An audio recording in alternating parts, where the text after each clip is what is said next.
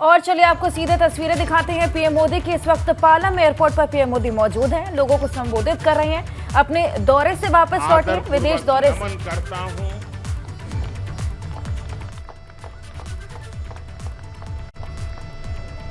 ये आप ही का पुरुषार्थ है, ये आप ही की परंपरा है। मैं तो दुनिया में जाकर के सिर्फ आपके पराक्रमों के गीत गाता हूं।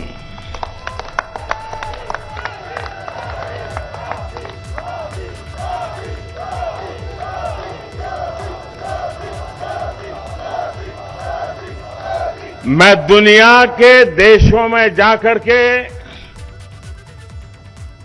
दुनिया के महापुरुषों को मिलकर के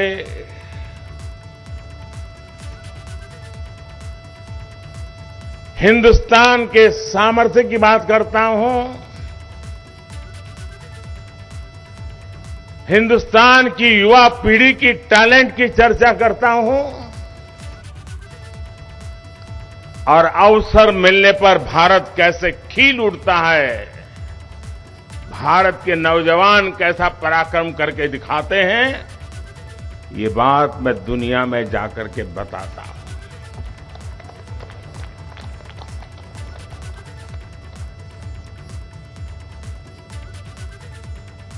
ये बात मेरे खाते में इतनी जाती है,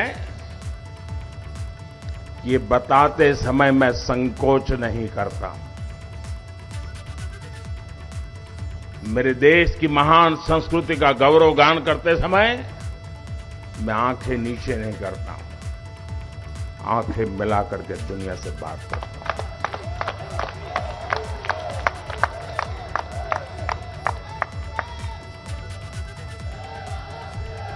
और ये सामर्थ्य क्यों आया है? ये सामर्थ्य इसलिए है क्योंकि हमारे देश ने पूर्ण बहुमत वाली सरकार बनाई है। आप सबने देश को पूर्ण बहुमत वाली सरकार बनाई है। और जब पूर्ण बहुमत वाली सरकार का प्रतिनिधि विश्व के सामने जब कोई बात बताता है तो दुनिया ये विश्वास करती है कि ये अकेला नहीं बोल रहा है, 140 करोड़ लोग बोल रहे हैं।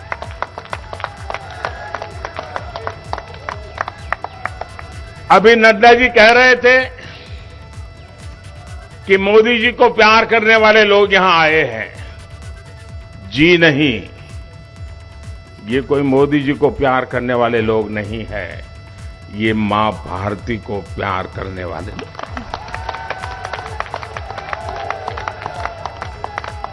ये हिंदुस्तान को प्यार करने वाले लोग हैं। हिंदुस्तान का नाम रोशन होता है तो 140 करोड़ देशवासियों का जज्बा नई ऊंचाइयों को छूने लगता है। और मुझे बताया गया कि आप सुबह 3 बजे से आए हैं।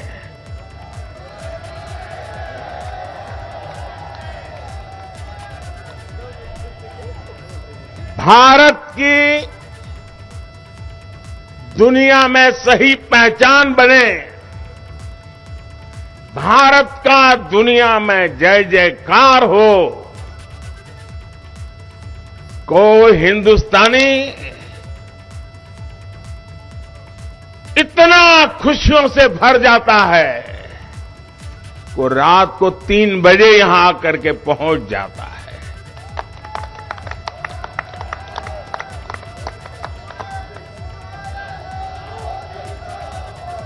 साथियों, ये यात्रा समय तो ज्यादा नहीं था यात्रा का, क्योंकि ट्रैवलिंग में भी टाइम जाता है, लेकिन जितना समय मुझे उपलब्ध था उसका पल पल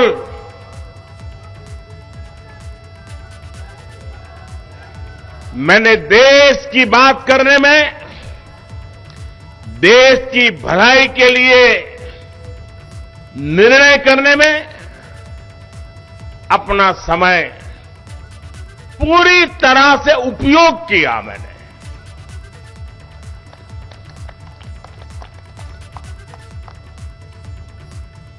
चालीस से अधिक महत्वपूर्ण लोगों के साथ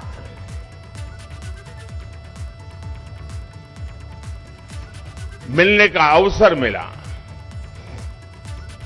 और एक बात जो शायद हिंदुस्तान में जिसकी चर्चा बहुत कम है, और क्यों कम है वो तो समय बताएगा, जो भी नेता मिलते थे, खास करके G7 समूह जो दुनिया के समृद्ध देशों का समूह है, वे भारत में G20 के जो प्लानिंग हुआ है, और उनके देश के लोग उन मीटिंगों में यहां आए हैं, वापस जाकर के उन्होंने वहां रिपोर्टिंग किया है। भारत के नागरिकों ने G20 समूह की करीब 150 से ज्यादा मीटिंगें हो चुकी हैं। 100 से अधिक हिंदुस्तान के अलग अलग कोने में मीटिंगें हुई हैं, और दुनिया के 40-45 देशों के प्रतिनिधि उसमें आए हैं। और उन्होंने जाकर के वहां जो बताया है, भारत के लोगों ने जिस प्रकार से उनका सम्मान किया, स्वागत किया, ये जो वहां बताया है, उसका इतना प्रभाव उन लोगों के मन पे है कि भारत की इस ताकत की पहचान हमें G20 समूहों की मीटिंग में गए हुए हमारे प्रतिनिधियों के माध्यम से मिली है। हम बहुत अभिभूत हैं। कौन हिंदुस्तानी होगा जिसको गर्व नहीं होगा दोस्तों?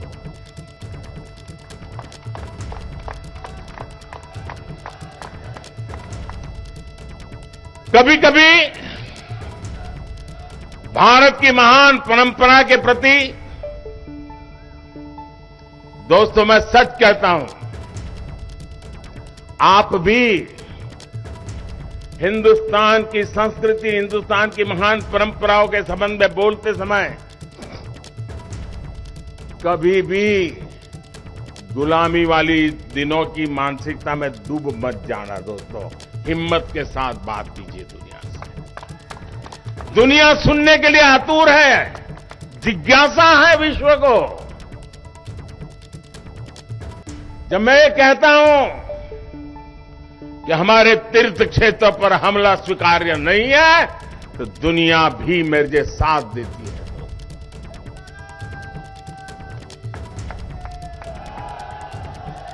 हिरोशिमा की धरती, जहां पर मानव संहार का भयानक घटना घटी थी, उस हिरोशिमा की धरती पर जब पूज्य बापू की प्रतिमा लगती है, शांति का विश्व को संदेश बड़े गर्व के साथ हम पहुंचा पाते हैं। मेरे लिए गर्व की बात होती है कि जापान के प्रधानमंत्री जब भारत आए थे, तो मैंने बोधि वृक्ष का एक सैंपल उनको दिया था,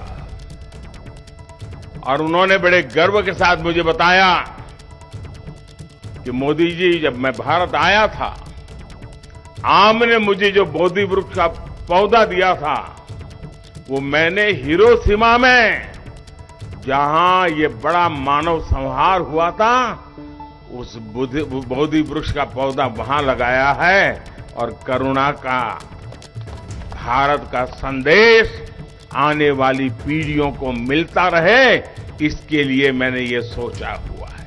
देखिए कितना गर्व हो रहा है भाइयों बहनों, दुनिया की।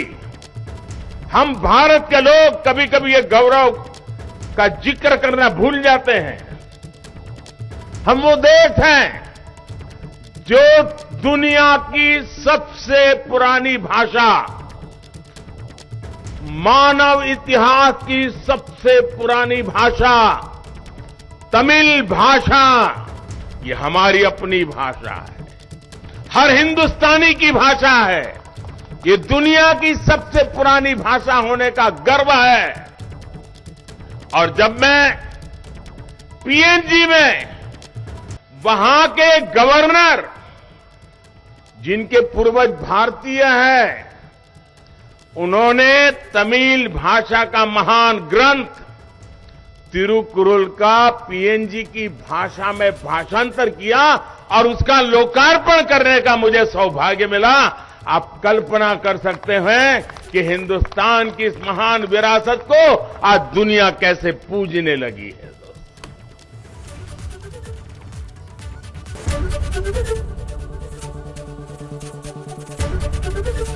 एबीपी गंगा, खबर आपकी, जुबान आपकी।